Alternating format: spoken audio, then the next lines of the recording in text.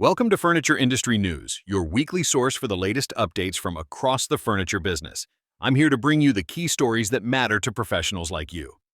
Today is Wednesday, August 20th, and we've got some important earnings updates and industry changes to cover.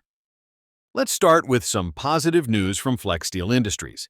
The company just reported strong results for their fourth quarter and full fiscal year, showing they're finding ways to grow even when the furniture industry faces challenges.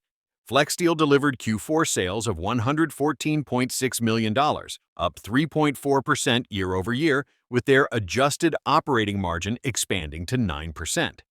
What's really impressive is that their earnings per share reached $1.40, which was 66.67% above what analysts expected. This marks their seventh straight quarter of growth, which is no small feat in today's market. The company's success seems to be coming from smart strategies to gain market share in their core areas while also pursuing new opportunities. They've been working on improving their margins too, and it's paying off. For their full fiscal year, they reached record annual earnings per share of $4.17. It's clear that Flexsteel is doing something right when it comes to competing in this tough business environment. Speaking of retail performance, let's talk about TJX Companies, which owns stores like TJ Maxx and HomeGoods where many furniture and home goods are sold.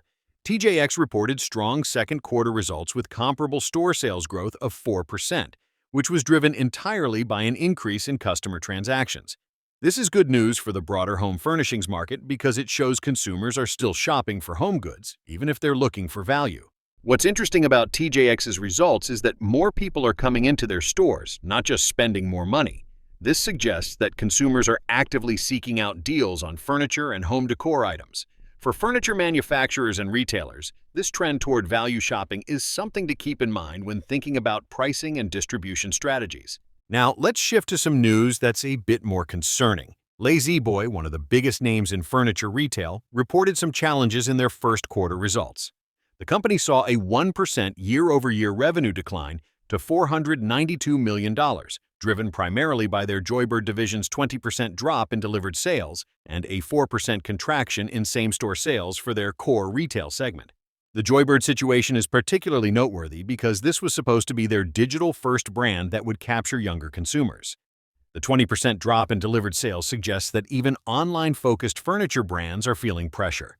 Meanwhile, La-Z-Boy's earnings per share dropped 24% from the prior year quarter. And while their retail segment saw some growth in total written sales, same-store sales fell 4%. However, it's not all bad news for La-Z-Boy. They did open 2 new company-owned La-Z-Boy furniture galleries in the quarter, bringing their total to 13 new company-owned stores over the last 12 months.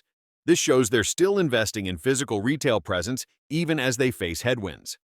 Moving on to some industry changes that could affect the supply chain, Howard Miller, the well-known clock and furniture maker, has announced plans to close 2 facilities in North Carolina. This is part of a broader trend we're seeing in manufacturing, where companies are consolidating operations to improve efficiency and reduce costs. These kinds of facility closures can create short-term disruption in the supply chain, but they're often necessary moves for companies to stay competitive. We're also seeing some retail closures in California, where 2 furniture stores have revealed plans to shut down.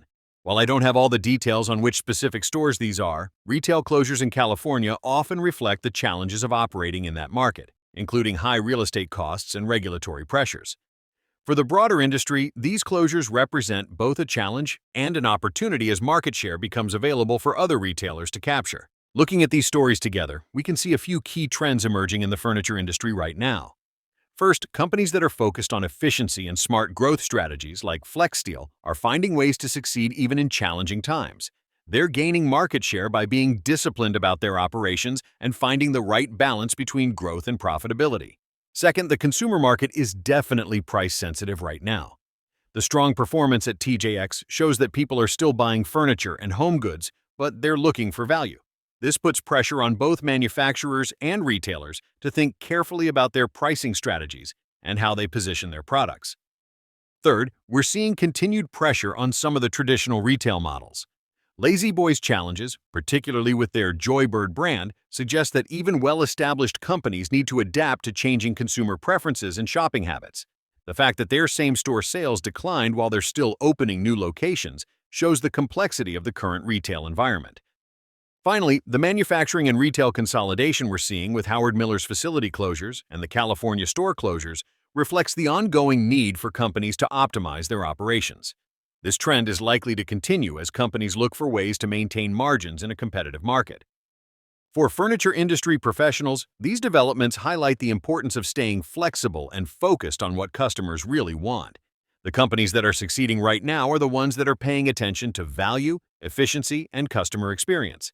Whether you're in manufacturing, retail, or supply chain, understanding these trends can help you make better decisions for your business.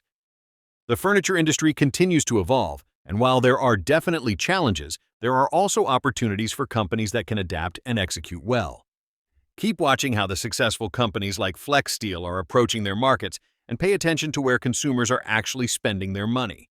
That wraps up today's episode of Furniture Industry News. If you found this information helpful for staying up to date on what's happening in our industry, please subscribe to the podcast so you don't miss future episodes.